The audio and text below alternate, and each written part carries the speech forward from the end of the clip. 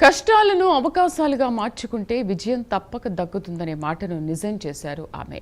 ఇద్దరు కూతుళ్ల చదువు కోసం పాల ప్యాకెట్లు అమ్ముతూ జీవనం సాగించిన ఓ సాధారణ గృహిణి 30 మంది మహిళలకు ఉపాధి కల్పించే విజయవంతమైన పారిశ్రామికవేత్తగా ఎదిగారు.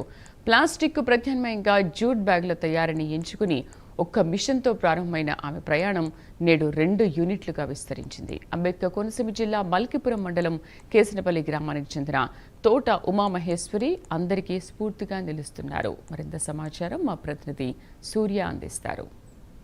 ఉపాధి కోసం ఎదురు చూడకుండా ఆ ఉపాధిని సృష్టించింది ఓ మహిళ. జూట్ బ్యాగుల పరిశ్రమ స్థాపించి స్వయం ఉపాధి కాకుండా 30 మంది పైగా మహిళలకు ఉపాధి కల్పిస్తూ ఉద్యోగ అవకాశాలు కల్పించారు. అంబేద్కర్ కోనసీమ జిల్లాలోని కేసినపల్లి గ్రామంలో ఒక మారుమూల గ్రామంలో తోట ఉమామహేశ్వరి ఆశ్రమం స్థాపించి స్వయం ఉపాధి కాకుండా 10 మందికి ఆదర్శంగా నిలుస్తున్నారు. ఒకసారి ఆ విషయాలు ఏంటనేది ఆవిడని అడిగి తెలుసుకుందాం రండి. చెప్పండమ్మా, మీ కుటుంబ నేపథ్యం ఏంటి? అసలు ఈ వ్యాపారాన్ని ఎందుకు స్టార్ట్ చేయాలనుకున్నాం? నమస్తే అండి, నా పేరు తోట ఉమామహేశ్వరి. మాది కోనసీమ జిల్లా మల్కీపురం మండలం కేసనపల్లి గ్రామం. నేను ఫస్ట్లో చిన్నగా నాకు 2 పాపలండి. అప్పుడు వాళ్ళని ఎలా అయినా చదివించాలన్న ఆలోచనలో నేను ఒక పాల ప్యాకెట్తో స్టార్ట్ చేసి పాల ప్యాకెట్ అలానే చిన్నగా కిరాణా షాప్తో నేను దీన్ని నడుపుతూ అంటే నా జీవనాన్ని సాగిస్తూ ఉండేదాన్ని. ఆ తర్వాత నాకు ఒక ఏంటో ఇంటి నిండా కవర్లు చూసినప్పుడు కవర్ని ప్లాస్టిక్ కోసం మనసులో ఒక భయం అనేది పుట్టడం వల్ల యూట్యూబ్లో చూసి నేను గుంటూరు వెళ్ళి 3 నెలల పాటు నేను దీన్ని శిక్షణ పొంది మళ్ళీ తిరిగి కేసనపల్లి వచ్చిన తర్వాత దీన్ని స్టార్ట్ చేయడం. అలాగే యూనియన్ బ్యాంక్ ఆర్సిటీలో కూడా నేను ట్రైనింగ్ పొందానండి. వచ్చిన తర్వాత కొంతమంది అంటే ఇది రూరల్ ఏరియా అంటే పల్లెటూరు, ఇక్కడికి బస్సు రావడమే చాలా కష్టమైన ప్రాంతం అండి.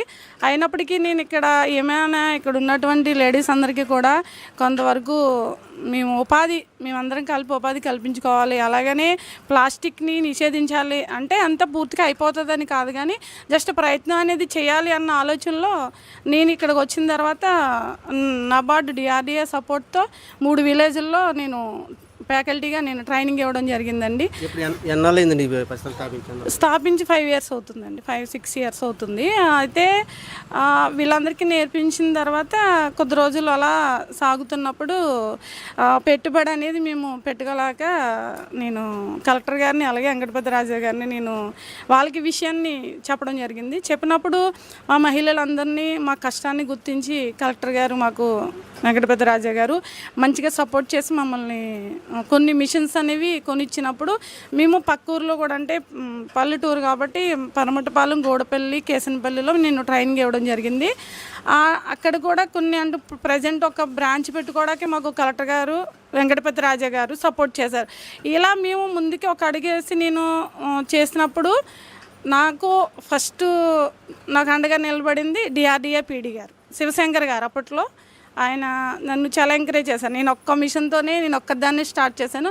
కానీ ఈరోజు కలెక్టర్ గారు కానీ డిఆర్డిఏ కానీ వీళ్ళందరూ సపోర్ట్ చేయడం వల్ల మేము ఇప్పుడు ఖచ్చితంగా ఒక 30 మంది వరకు 2 బ్రాంచ్ల్లో మేము ఎంప్లాయ్మెంట్. మీ దగ్గర ఎంతమంది మహిళలు పనిచేస్తారు? ఒక 30-35 మంది వరకు మేము కలిసి చేసుకుంటున్నామండి. కానీ ఇంకా సపోర్ట్ చేసి ప్రభుత్వాలు ఈ పరిశ్రమలు ఇంకా పెట్టి ఇంకా ముందుకు లేడీస్ ఎలా పల్లెటూరులో ఉన్న అందరికీ కూడా కొంచెం ఎంప్లాయ్మెంట్ కల్పించాలని ప్రభుత్వాన్ని ఇంకా సపోర్ట్ చేస్తూ ముందుకు వెళ్ళాలి. రోజుకి ఎంత మొత్తంలో బ్యాగులు తయారు చేస్తారు? అలాగే ఎక్కడెక్కడికి ఈ బ్యాగులు ఎక్స్పోర్ట్ అవుతాయి? రోజుకి మినిమమ్ 4-5,000 బ్యాగ్స్ అంటే సైజుని బట్టి బ్యాగ్స్ తయారవుతాయండి.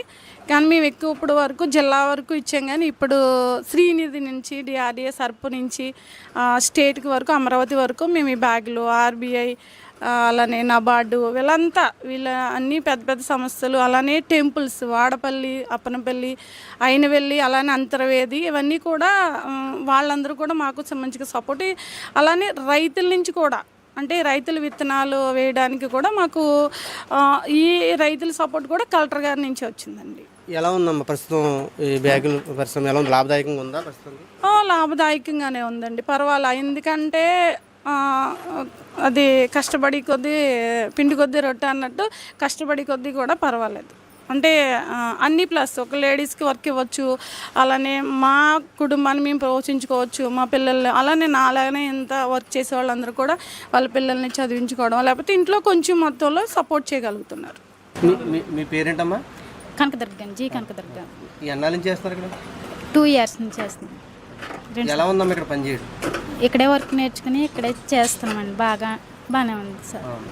ఇక్కడ పనిచేయడం వల్ల ఇక్కడ మీ కుటుంబానికి ఏ విధంగా ఉపయోగపడుతుందండి? మా పిల్లలకి స్కూల్ కానీ డ్వాక్రాకి కానీ సహాయపడగలుగుతుంది సార్. అంబేద్కర్ కోనసీమ జిల్లాలోని ఒక మారుమూల గ్రామమైన ఈ కేసినపల్లిలో ఈ జూట్ పరిశ్రమ స్థాపించి స్వయం ఉపాధి కాకుండా 10 మందికి ఉద్యోగాలు కల్పిస్తూ ముందుకెళ్తున్న పరిస్థితి మనం చూసాం.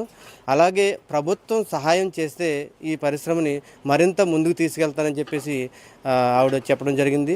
అలాగే మహిళలు ఎవరైనా సరే ఇలాంటి పరిశ్రమ స్థాపించాలని ఉద్దేశం ఉంటే ఖచ్చితంగా ఒక అడుగు ముందుకేసి ప్రయత్నం అయితే చేయాలని చెప్పేసి ఆవిడ చెప్పడం మనం చూసాం.